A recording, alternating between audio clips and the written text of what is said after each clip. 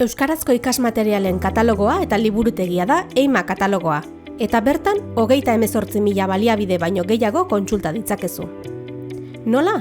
Ikus dezagun nola erabiltzen duten EIMA katalogoa hainbat erabiltzaileek. Maite Bilbotarrak irakasle ikasketak egin zituen, eta gaur egun master bat egiten ari da. Master bukaerako lanerako testuliburuei buruzko ikerketa bat egiten ari da, eta EIMA katalogoaren webgunea, eimakatalogoa.eus, erabiltzen du horretarako. Webgunean hainbat bilaketa egin eta interesatzen zaizkion materialak aurkitzen ditu. EIMA katalogoaren webgunean sartzen denean, batzuetan hasierako pantailako kuadroak erabiltzen ditu. Adibidez, irakaskuntzarako beraria sortutako materialak kurrikulumekoa kontsultatu nahi dituenean, edo haur eta gazteentzako literatura nahi duenean, edo baliabide digitalak nahi dituenean. Beste batzuetan bilatzaile erabiltzen du. Egileren baten obra nahi duenean, edo izenburua jarrita bilatzen du lan zehatz baten bila ari denean. Eta bilaketa oso zehatza egin nahi duenean, bilaketa aurreratua erabiltzen du. Oraingoan, lehen hezkuntzako testuliburuak behar ditu. Testuliburuak berariaz irakaskuntzarako sortutako materialak direnez, kurrikulumeko baliabideetan aurkituko ditu. Iragazkiak erabiliko ditu bilaketak fintzeko.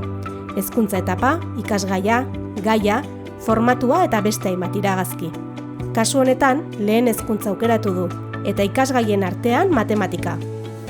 Ikusi du askotariko materiala dagoela, liburuak, webguneak, liburu elektronikoak, formatuan liburua aukeratu du. Interesgarriak iruditu zaizkion liburu dezente aurkitu ditu. Beraz, EIMA katalogora, Eibarrera joan eta bertan kontsultatzea erabaki du. Unai irakaslea da, eta Gasteizko ikastetxe batean ari da lanean.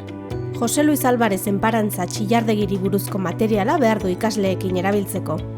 EIMA katalogoan, gaian txillardegi idatzi du, eta hainbat material atera zaizkio. Materiala hainbat formatutan dagoela ikusi du. Bideoetan egin du klik eta egokiak iruditu zaizkio ikasleekin erabiltzeko. Bere lankide Mireni berriz, gizagorputza lantzea tokatzen zaio. Ikastetxean badute gizagorputzari buruzko libururen bat edo beste, baina gaia landu bitartean, liburu gehiago izan nahi ditu ikasgelan ikasleek erabiltzeko. EIMA katalogora jo du.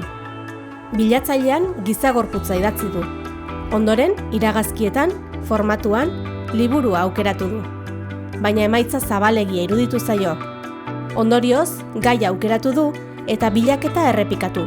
Jarraian, iragazkietan, formatuan, liburua aukeratu du.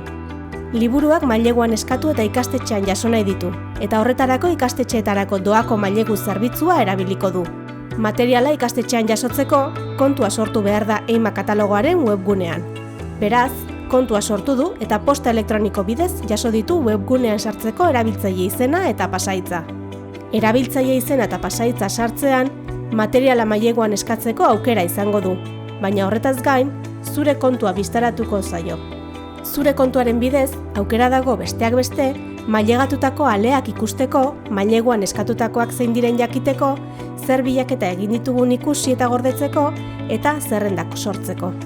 Bilaketaren historiaren bidez, gizagorputzari buruz egindako bilaketara joango da, eta maileguan eskatuko ditu nahi dituen liburuak.